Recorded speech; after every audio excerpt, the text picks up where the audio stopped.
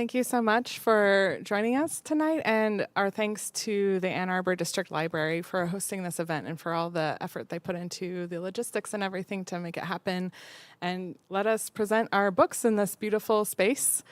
Tonight, well, Danielle and I thought we could present together because we both worked on book projects that presented Ukrainian voices on the war, and based on that shared theme, and something we discussed recently, that the prominence of Ukrainian voices in the media and how we're hearing about the war that is ongoing and almost in its 5th year, that we don't hear that as much anymore. So this, even though much of this testimony that we'll hear today is from the early days, that these perspectives and experiences are really important to continuing to understand what's happening and to supporting Ukraine, which is the big thing we care about at the end of all this.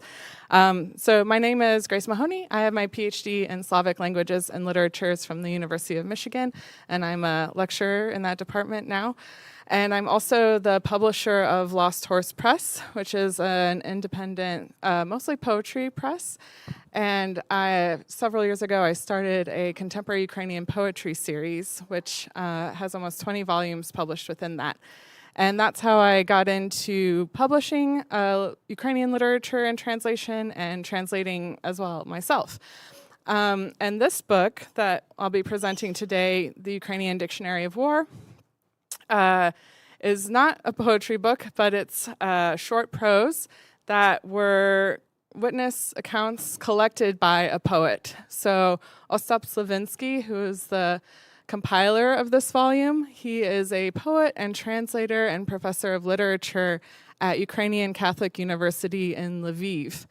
And when the full-scale invasion broke out in 2022, he found that he couldn't write poetry. He found himself at a loss, and instead went out to the train station where a lot of people were coming as refugees from places that were under attack. And he spoke with them, and he gathered their stories, and realized, as a linguist, realized within their stories, everyone's orientation towards the world was changing, and that words were taking on different meanings, and that there needed to be a kind of way of addressing that and grappling with how the world had changed in his community. So he created a dictionary of war, Slyvynksy, and put these stories together, these accounts, and extracted from them a word that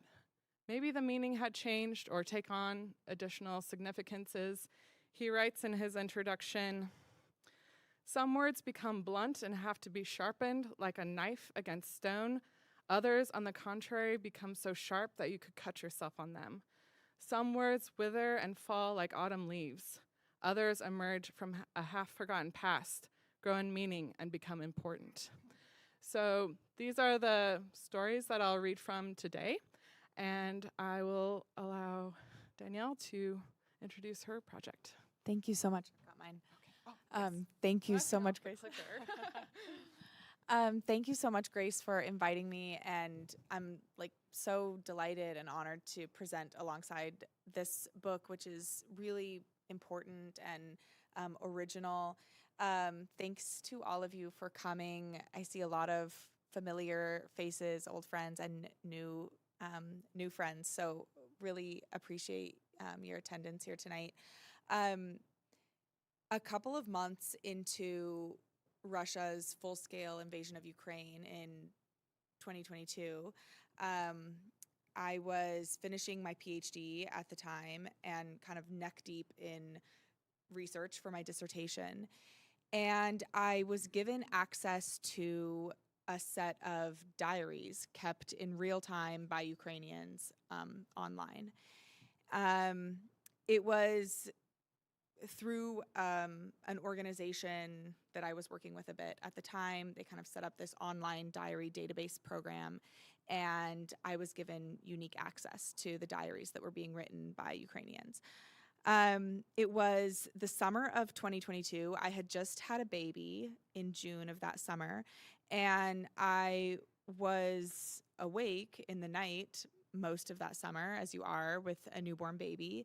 And I started reading these diaries in the middle of the night.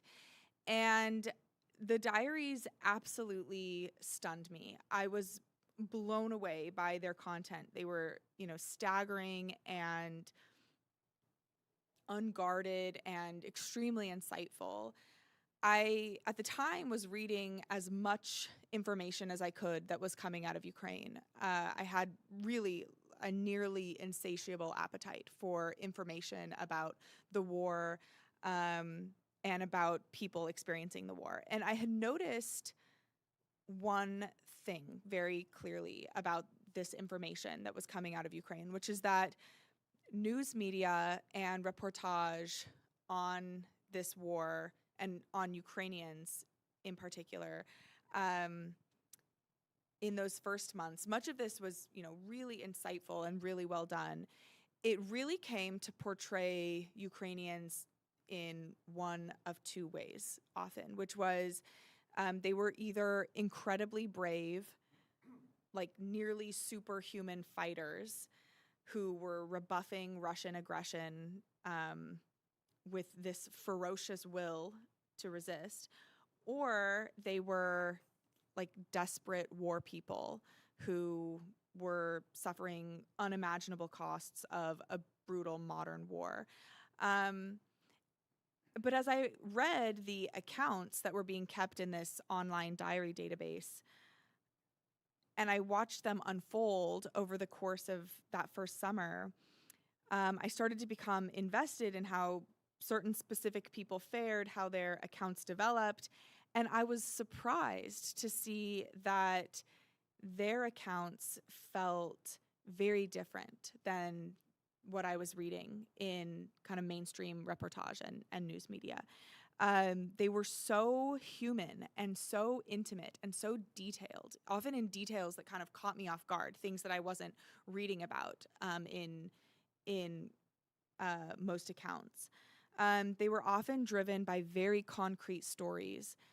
And the more I read, the more I felt growing conviction, kind of not just that these stories mattered generally, but that they were somehow essential to understanding this war.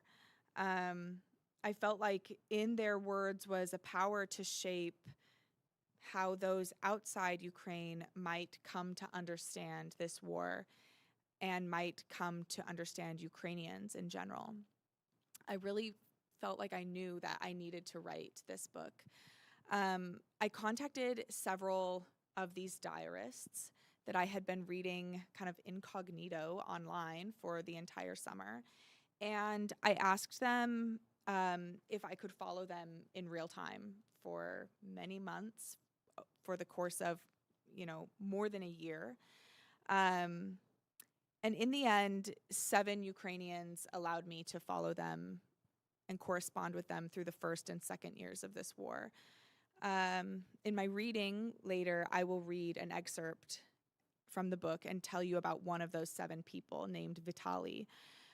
And from all of those hundreds and hundreds, really thousands of exchanges, voice messages, text messages, videos, photos, that I exchanged with these 7 people over the first 2 years of this war came my book, By the Second Spring, 7 Lives and 1 Year of the War in Ukraine, which offers a really intimate portrait of 7 ordinary people caught up in the most extraordinary circumstances. All right, so the rest of the evening will proceed. I'll do a reading, and Danielle will, and we'll hopefully have time for questions at the end.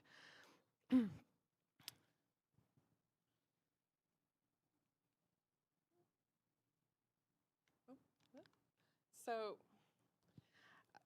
Slyvynksy has been translated into several languages: German, Slovak, Polish, Japanese, and the original was accompanied by illustrations on each page, and other of the translations included some illustrations. And the illustrator for the Slovak version, Anastasia Avramchuk, we contacted her because we had seen this cover, or this image she had done that I'll discuss more at the end.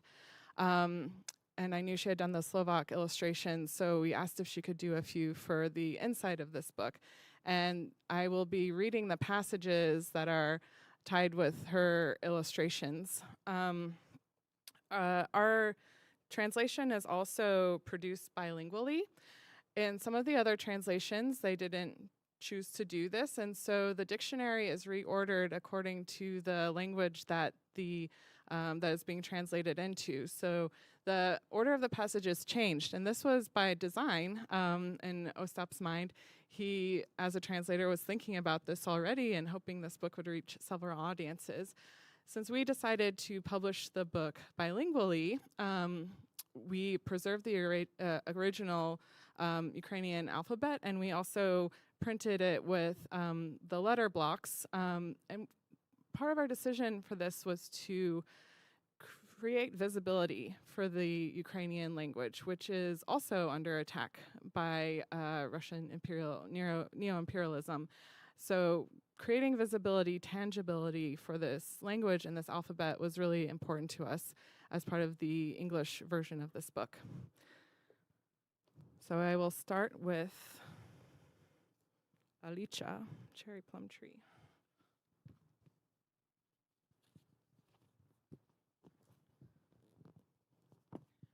Whereas Danielle intimately knows her interlocutors, these people who have given their testimonies, we have their first name, sometimes not even that, and where they're coming from, and possibly if it's of relevance where their story was taken. So this is Vika from Mariupol. It wasn't until the 10th day when they started cutting down trees for fuel, and by that point, they had already burned everything else that was lying around, like old furniture from the basement, boxes and crates. But one of our neighbors, an old woman in her 80s, ran out of her house screaming that she wouldn't allow the cherry plum tree to be harmed. We never even knew it was a cherry plum. The tree never bore fruit. In any case, no one was going to cut it down. It was such a puny thing. But she decided to guard it anyway and stood there until evening. This was when I still slept at home, even though it was cold at night. And because of this, I would wake early. That morning, in the early light, I peered through the window to see her there next to the tree, only lying on the ground. And someone from her house was walking up to check up on her. I didn't ask what happened to her later. I didn't want to ask. There are some things the heart can no longer take.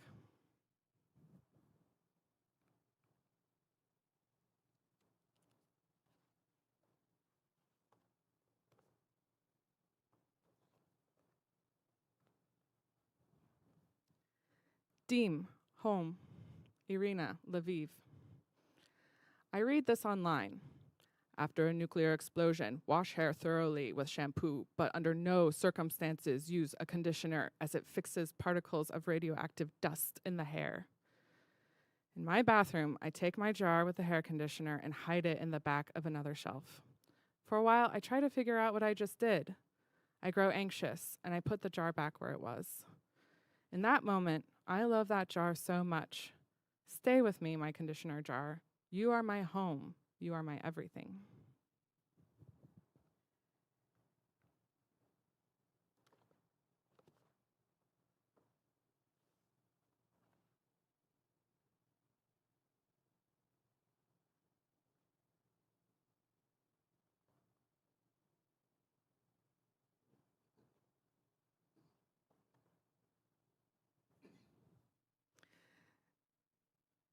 Zirka, star. Romana, Kyiv. In order to help prevent the windows from shattering during bombardments, we tape glass to reinforce them, and they look like stars. I did it with my windows too. Opaque tape, 4 strips crisscross on each window, on both sides, just like the manual says. On sunny mornings, I wake, and there on the walls are shadows from the tape, like stars, crawling slowly. I would like this to be my only memory of the war.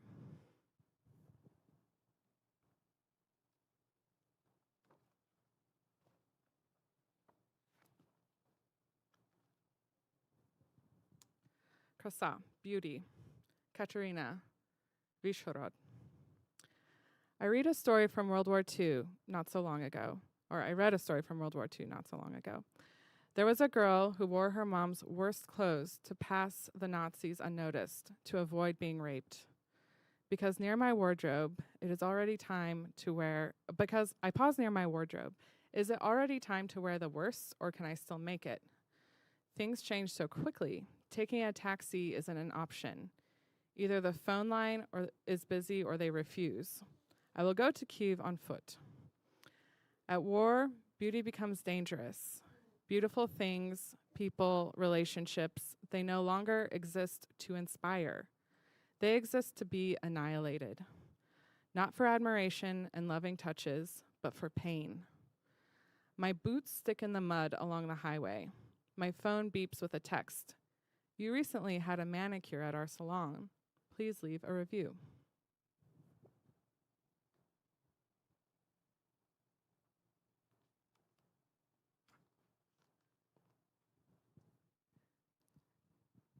Nieba, sky. Valeria, Sumy region to Warsaw. We say under the open sky, and here in Poland, they say under the naked sky. I think nowadays, when missiles fly at Ukraine, the Polish way fits our sky more. Our sky is naked, like a body, exposed. You want to cover it. Now, whenever I hear our open sky, I think about my parents' house in Ortyrka, where the ceiling collapsed. Different things survived there. A sofa, some knickknacks, but the ceiling is gone. The sky is open and you lie under it, exposed.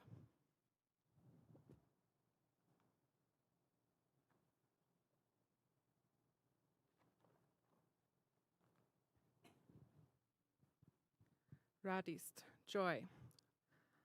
Masha, from Konstantinivka to Ivano-Frankivsk.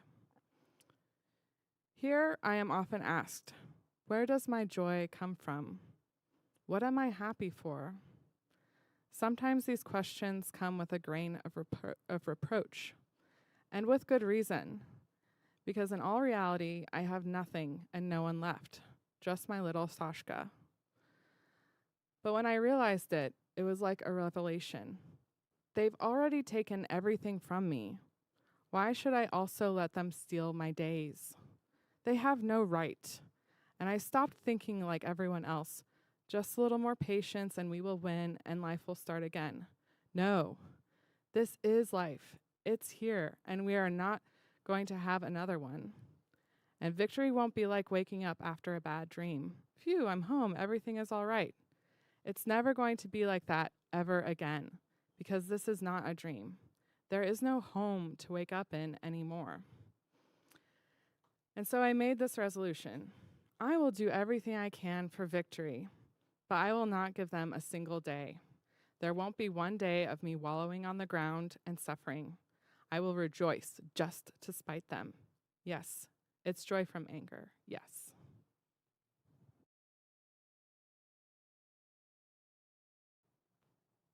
Ostap wrote a poem about, apologies. Ostap wrote a poem about thinking about, after collecting all these stories and thinking about how language had changed, he wrote a poem about what might happen after the war with language, which we included here.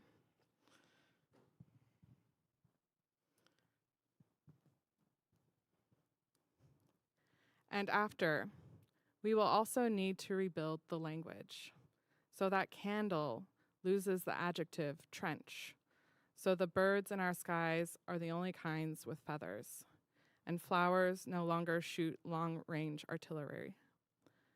Basement is restored as the home of sweet jams and sprouting potatoes. Warm becomes cozy without echoing the name given to train cars used for Stalin's deportations. Language proves the most difficult thing to rebuild, because even when we replace the glass, windows remain to us as frames. Our freshly painted wall is only good if there's another, according to the rule of 2 for safety under bombardment. And when we lay new carpets, we can't help but think about the strength of the floors beneath. The war stripped our houses to skeletons. It skinned us to make it easier to check whether there's a beating heart inside. Our hearts beat and we breathe steadily. This became the meaning of the word calm. But will we be able to heal the word peace so that occupiers armed to the teeth don't pour out of it? Will we be able to rehabilitate brotherhood so it doesn't catch in our throats? And even if these words remain adrift in a field, useless and dull, like the husks of burnt enemy tanks, is there value in mourning them? Won't we have had our lessons in sorrow?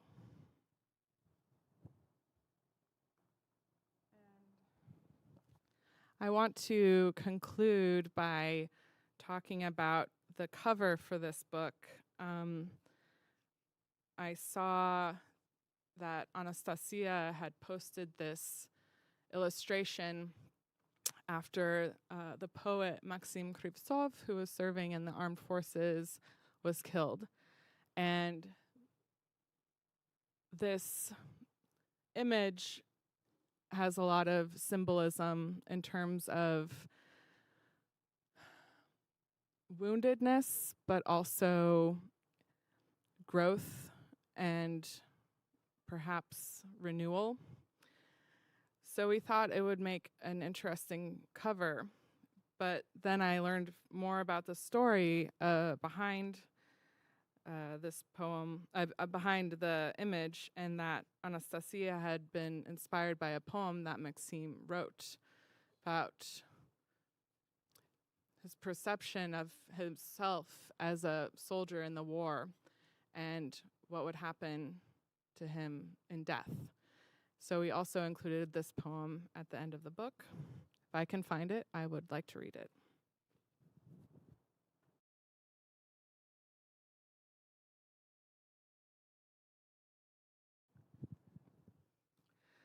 So this is a poem by Maxim Krivtsov. My head rolls from grove to grove like tumbleweed or a ball. My arms, torn off, will sprout violets in the spring.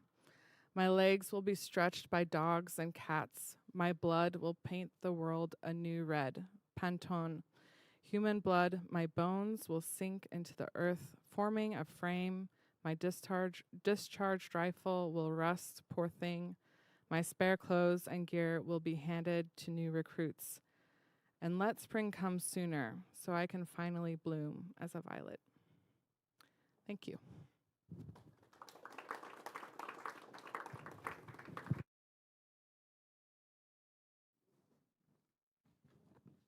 Thank you so much, Grace. It's really touching. I'll read an excerpt from my book that starts at the very beginning of the book. These are the very first pages of the book.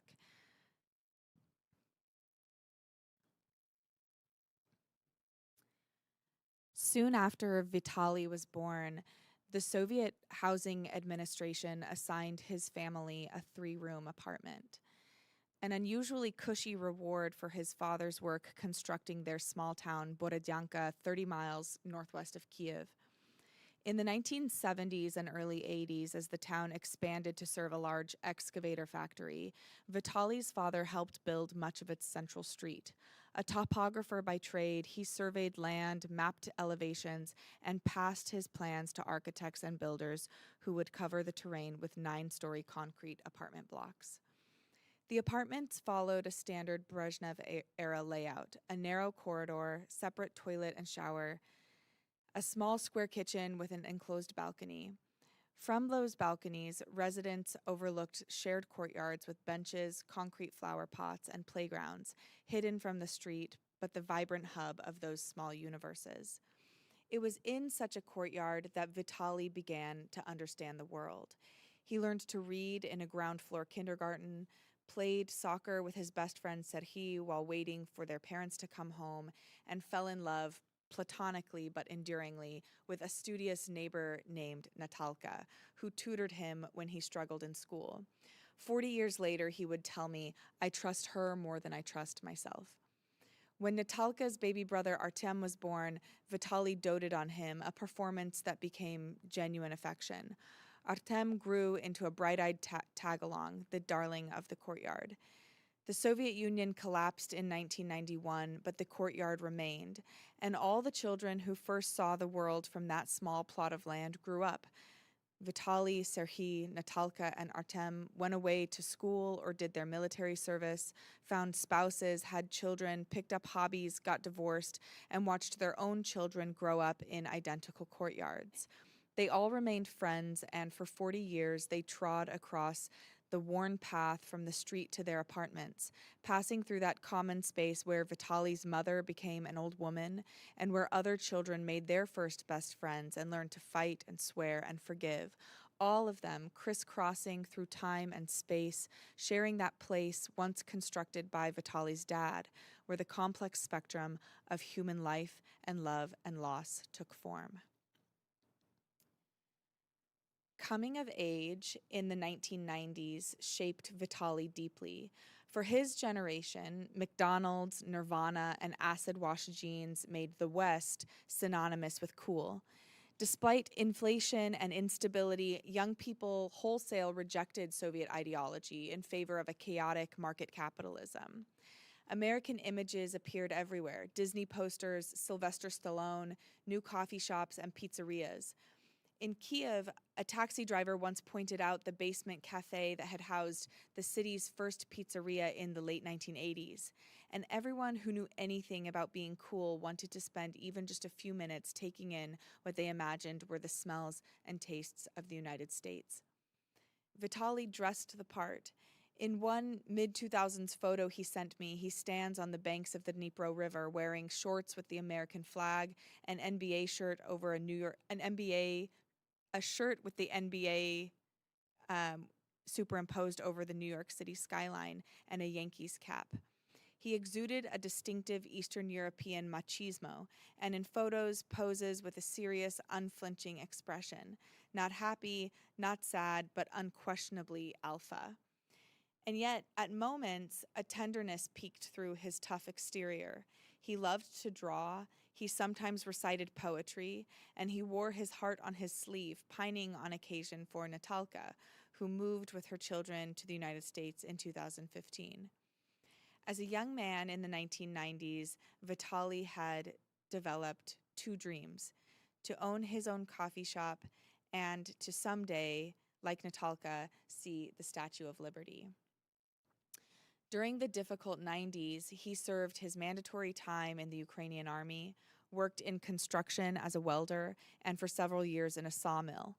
But in the early 2000s, he wanted to try to work for himself, be his own man.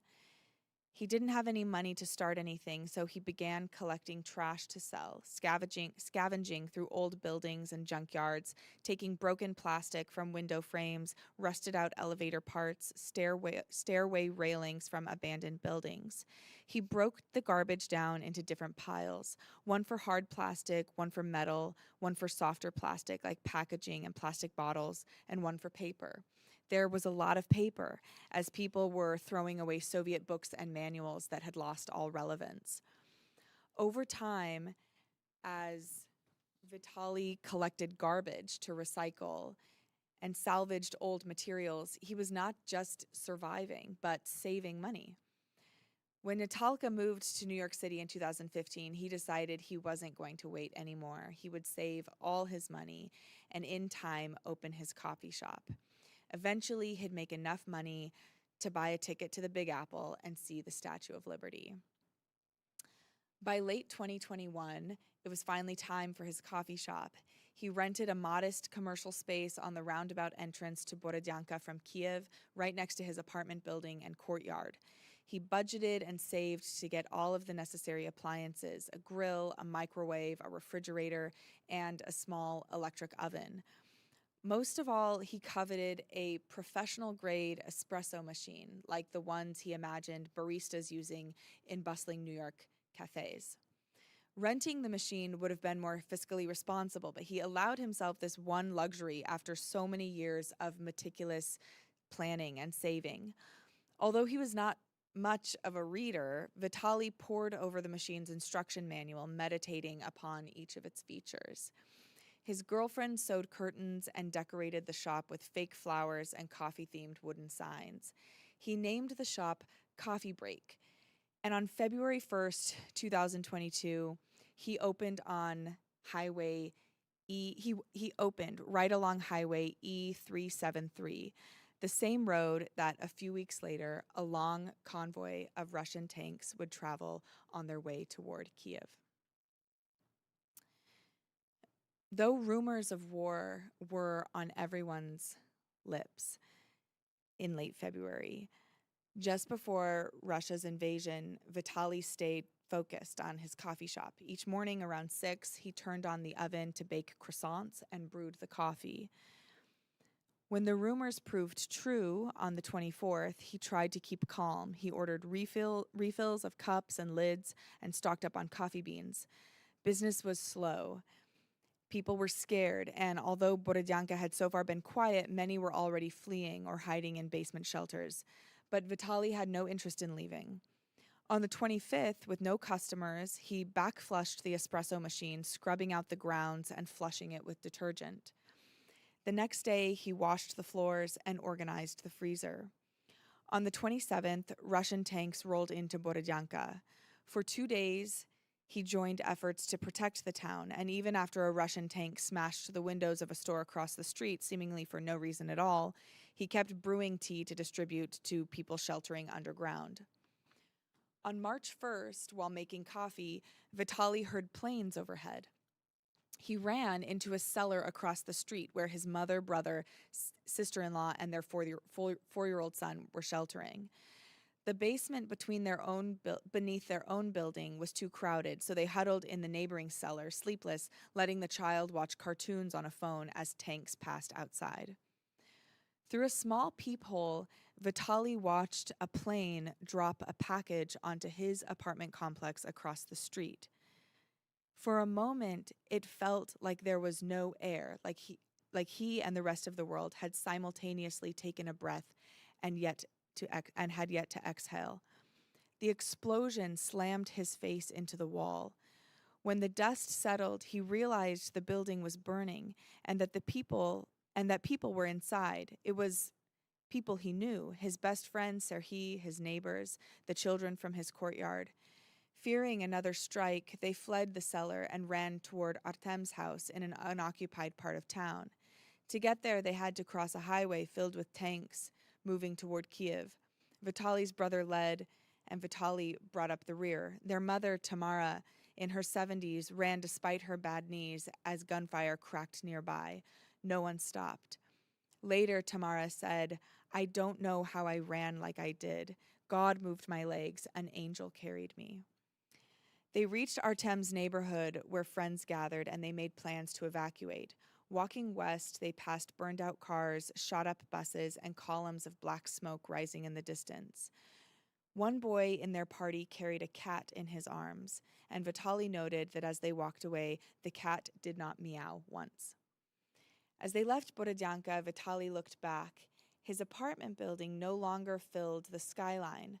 The coffee shop was gone too, crushed in the collapse. The courtyard, where he learned to play soccer and first fell in love, had disappeared. Could the world continue to exist without that place? And even if it did, who was he in it?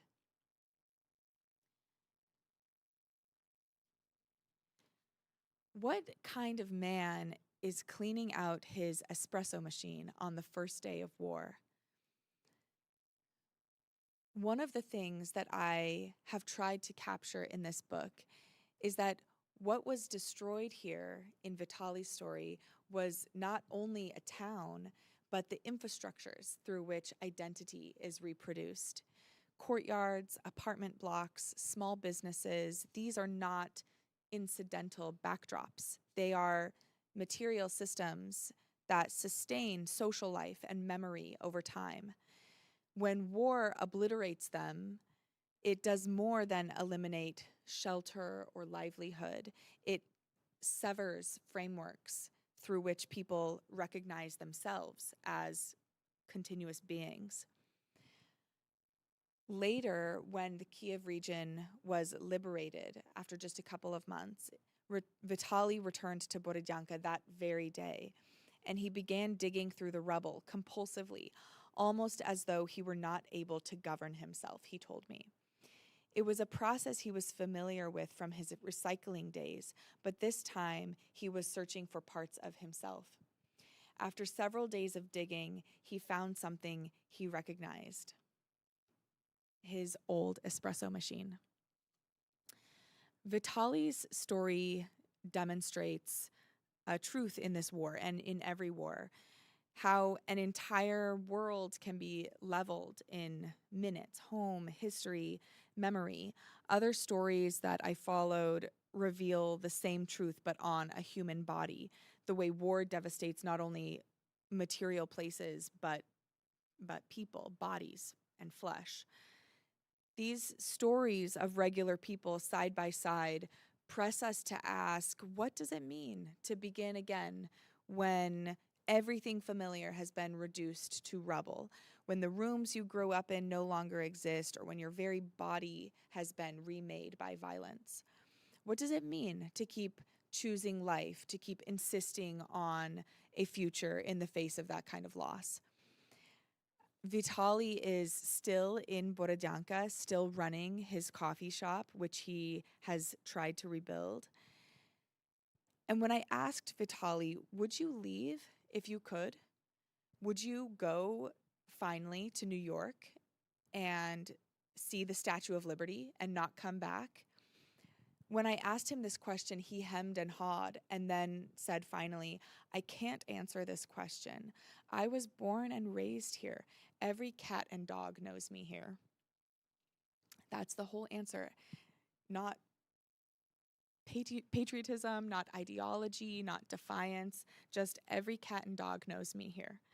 And after everything, the bombing, the death of friends and neighbors, the years he spent on benzodiazepines and living in a drafty apartment and, financial struggle, what keeps a person like Vitaly in place is being someone whose presence in a place has a history.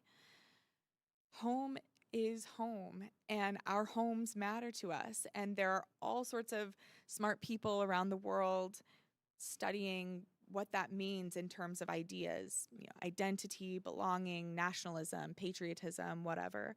But we all kind of understand something about this. I believe that what ordinary Ukrainians need from us is not us to marvel at them. I think this marveling, this awe that has often come out of the West has worn thin for Ukrainians. What they need is assurances that they have not become invisible to us, that we have not moved on, that we haven't grown bored or decided that their lives and losses are kind of a background condition to our world rather than an ongoing emergency. One of the greatest threats to Ukraine right now is not only military, obviously, but this creeping normalization of their suffering in the minds of people who are not living it, in our minds and the minds of those around us. So our job, if we are people who care, and I think people who show up to library events are usually people who care, is to keep paying attention to ordinary Ukrainians, to keep saying their names. Grace's book is a perfect way of doing that. I think my book is a good way to do that. It is to keep insisting that what is ordinary to them is not ordinary at all. It's not acceptable, and that we have not forgotten them on the other side of the world. That is really not nothing. when I have done book events or talked at book clubs, people are always asking me, well, what can I do? How can I support Ukraine? What causes can I give money to? And what I say is this, that really remembering Ukrainians and talking about them continually, still after nearly 5 years of this brutal, horrific war that we're all tired of talking about, continuing to talk about it is really not nothing. For people carrying the weight of living through that kind of long, brutal war, being really seen and remembered and considered is a huge thing. Thank you.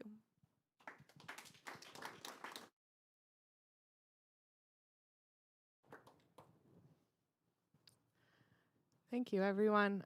We have some time for questions from the audience, and there are books for sale in the back hallway, and we can sign them afterwards. I see a hand here and then over there. Please.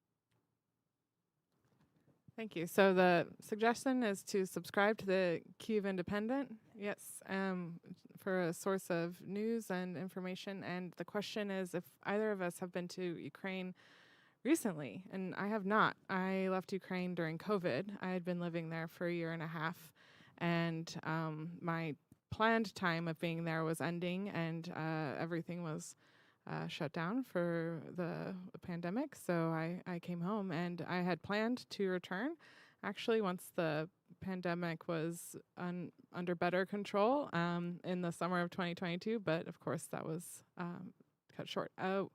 We do have a lot of colleagues who visit, but I have not yet. The last time I was in Ukraine was just a few months before the full-scale invasion. So I have not been to Ukraine in person. That's something that people, when I have talked about my book, a lot of people have asked me, well, why haven't you gone to Ukraine to, meet these 7 people in person, or maybe like interviewed them in person? And I thought a lot about that question, actually. What would this book have been if I had interviewed these people in person? How would it have changed? How would it have been different? And I think I have come to the conclusion that it would have been a totally different book, for one. But second, that there is something to say for that kind of distance between an interviewer and their subject. For one, there's a part in my book near the end where one of my subjects goes silent for several days. And when she comes back to our conversation, she tells me that her town was shelled and that a part of their house was damaged by shells and that some of the chickens that they kept were killed. And hanging over our conversation after that was this understanding that she lives in war and that I do not. And that really impacted the things that she chose to share with me. And so I think in some ways, not being in Ukraine really influenced the way that people chose to talk with me about the war. They assumed that I didn't know certain things, which I didn't, because I'm not living in war. I've never lived in war. And I think in the end that maybe enhanced the kinds of details that they were willing to provide me. And maybe didn't, I don't know, but there's no real counterfactual here. But I think in some ways the distance was in some sense an asset. I think I saw a hand over here. Yes. Thanks for your great work. Proud of book about the Ukraine and bringing their story to us. I am from Iran, and we have stories similar to Ukraine. And I've been here over 40 years, and unfortunately, I've seen so many families and communities around the globe being torn apart and bombed by our system, our government. So our taxes, they using our taxes to weaponize all these groups around the globe to tear up each other. And almost all of them is geopolitical. And especially if they have energy, or like Iran has energy, and also is a location that the West and East, they meet. And so it's a battle between the Russia, the Chinese, and the American. And the same thing with Ukraine. Ukraine is right next door to Russia. And in 1991, Ukraine actually had some nuclear weapon. And probably a lot of you know that. And our government forced Ukraine to give up their nuclear weapon. And then Ukraine, like so many other republics of the old Soviet Union, they had a lot of Russian ethnics that they live in Ukraine and Georgia and many other places around in the Soviet Union. And then we tried to, Senator McCain and Victoria Nuland, I read about Ukraine so many, for about 10, 15 years. I had a Ukrainian doctor. She was at my house here in Dexter for 6 months. She was waiting for U of M to have a place for her. And she was telling me in 2015, she said, there is a war going on in my country. I said, we didn't know about it. The news doesn't say it. So I found out that there was a coup actually in Ukraine, that they overthrew the government that was supposedly neutral or pro-Russia.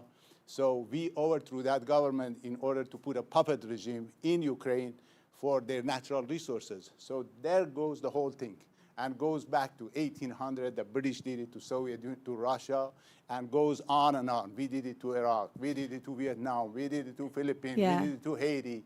We did it to Venezuela. So we, the Americans, all of us, we need to stop this mad system, whether it's Trump or Biden or Obama or Clinton or Reagan or Bush or any one of them. They're all puppet of the war machine. So we need somehow to stop it. It's sickening to Thank see you so much. children in Lebanon and all over the world is getting Maybe- tear apart. Maybe a round of applause for this anti-war, speech. I agree with you. Thank you for that. One of the things that I really appreciated all of this historical context that you've kind of brought to how this war began and the different historical moments that preceded these events. One of the things that I have tried to do in this book is use these 7 lives, the 7 lives of these ordinary Ukrainians, as avenues to explore those exact events.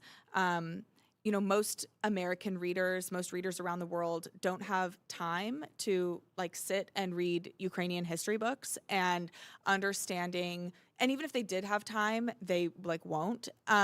So understanding the context of this war is really tricky. Sometimes it's a complicated history, a lot of moving parts, and there are very few places where you can get it in an authoritative, concise way. And that's one thing that I was really hoping to do in this book, was give readers access to the main key historical content and context that they would need to understand this war in an educated way.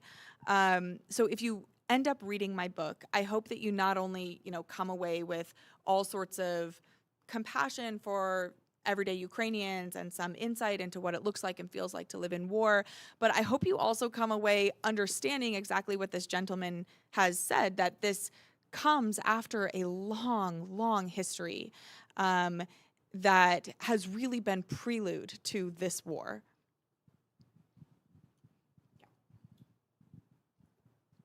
Sarah. First of all, thank you both for reading and sharing. It was really moving to hear both the poetry and your sort of, I don't know what to, Svetlana, say, documentary. Journalism. we can call it that, yeah. Journalism, asterisk, I don't know. But anyway, thank you both. and I guess I have found that like there's been almost like an obsession, like either Americans like don't care at all about the history, or there's like a sort of like fetishization of like, oh, if you go back to XYZ, it all starts then. I mean, there's like never mind. There's like a lecture next week, right, where it's like a sort of provocative title, like, did this war start in 1654? And maybe this is just my own sort of frustration, but I feel like a lot of times when you start talking about the word, and it really ends up in people asking you about Russian history or about sort of wider things, and the focus gets away from like people being killed right now in Ukraine by the Russian military right now. And my question for you both, I know Grace and I have talked about this, of like when, like in translating or in talking to your interlocutors, did you find that people, I find it hard to imagine that people be like sort of bringing up history, you know, when they're, you know, this person is telling you like, my chickens died, right? Like, but did you find that there was ever a time where people were sort of interested in getting into that, or was sort of like, I don't have time right now, I'm at war. So sorry, that was very That's a rambling, good but question. thank you. Yeah. Do you have anything to say, or do you want me to lead out on this? You can lead out. Okay. What I found, I think, mostly is that when people did want to get into like explorations of their own history, their own nation's history, it usually happened vis-a-vis a family member of theirs, like an ancestor of theirs in some way. So some of the easiest access points that I had as an author to these specific moments in history that I wanted to explore were through my interlocutors, parents, grandparents, aunts, uncles sometimes, but usually parents and grandparents, because all of them kind of experienced the watershed moments that you need to understand in order to understand this war. So, so Vitaly, for example, I used to explore the collapse of the Soviet Union, economic breakdown, ideological shift. Another person in the book, her name is Yulia. She's from the Donbas region, an hour outside of Donetsk. And in her story, we explore the Donbas region, the collapse of the Soviet Union. From that vantage point, we're able to get at identity as a Russian-speaking person in that region who came from Russian emigres after the Second World War. And so we're really using like her grandparents as a way for understanding this bigger political thing. They really, I don't think we're that interested, like you posit, really we're not interested in talking too much about like capital H history or capital P politics.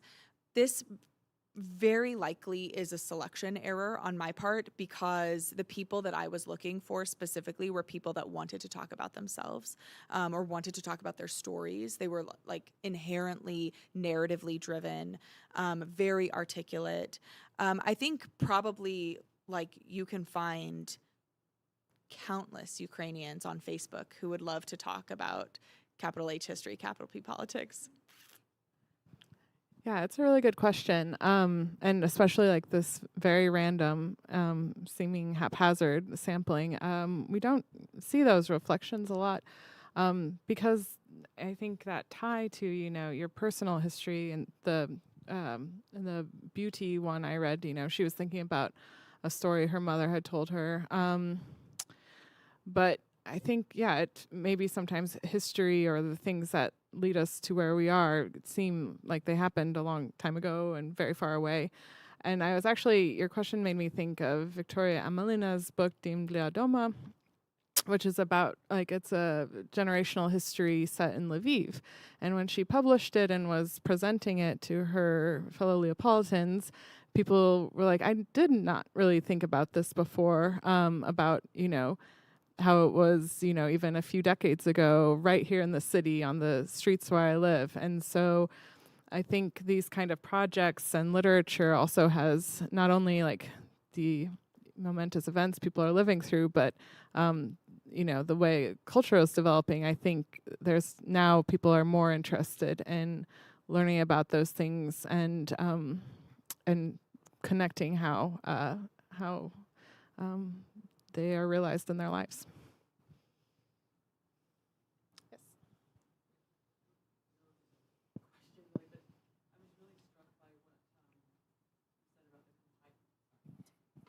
Does this work? I'm never good at this.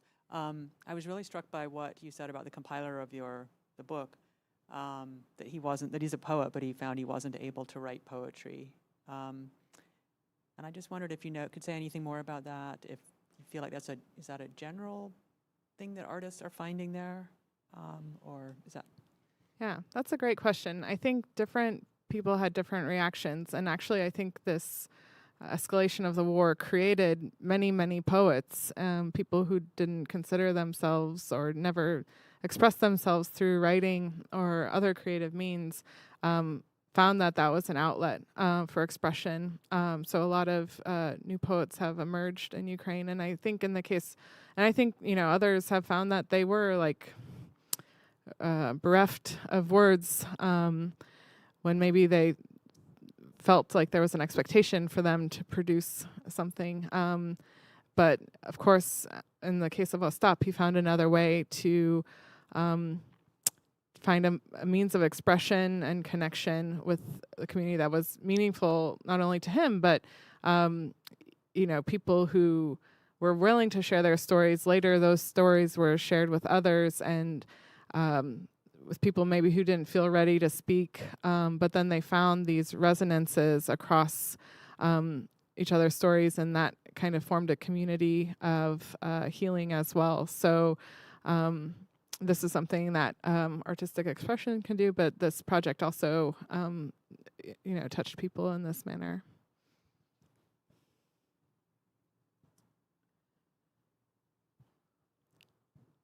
Well, if there's no more questions, we'd really like to thank you for coming out and joining us tonight, and we'd be happy to talk. Oh, yes.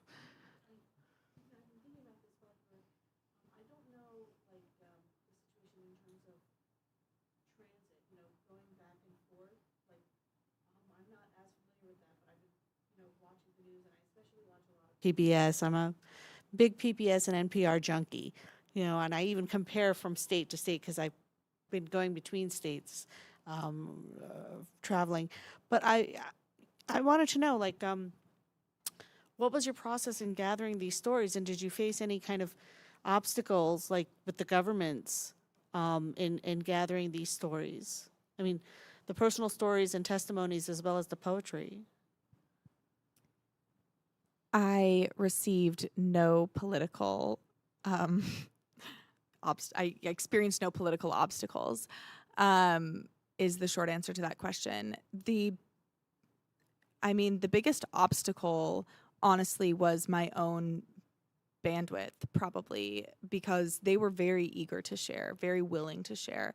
I began interviewing many more people than just 7, and in the end kind of narrowed it to 7 after I had spent some time in correspondence with many of them. I was kind of fine-tuning, okay, which people are really able to tell the story in a way that could be, feasibly published in a book, who responds quickly enough for me to have like an ongoing correspondence with them over this long period of time. But in the end, I think probably the biggest limitation to the project was just my ability to manage all of these stories. Because of the time difference in Ukraine, I was often up in the middle of the night kind of corresponding with these people for the first 2 years of this war, and we exchanged literally tens of thousands of messages, and just kind of organizing all of that was very complex, largely because people don't tell stories linearly ever. So you're often beginning with where you are presently, and then I ask a few more questions, and then they tell me about like their early childhood, and then I ask a few more questions, and we have like smatterings of the middle part of the story. And so organizing all of that over the course of 2 years of dialogue is a very complex task. I just had these massive timelines for each character, and like big database folders of all of the messages we were exchanging, all of the photos, all of the videos, all of the voice recordings that I was transcribing. And so managing that volume of information honestly was the biggest obstacle to this project. But in the end, I think it worked out. All the work was done for me. This came in a beautiful compiled manuscript. But Ostap, when he started this, he didn't know what it would grow into, and eventually recruited his friends and colleagues to help him take testimony. And I think when he came to the concept of the dictionary as an organizing device, that maybe helped. But these are, excerpted from larger testimonies and organized accordingly.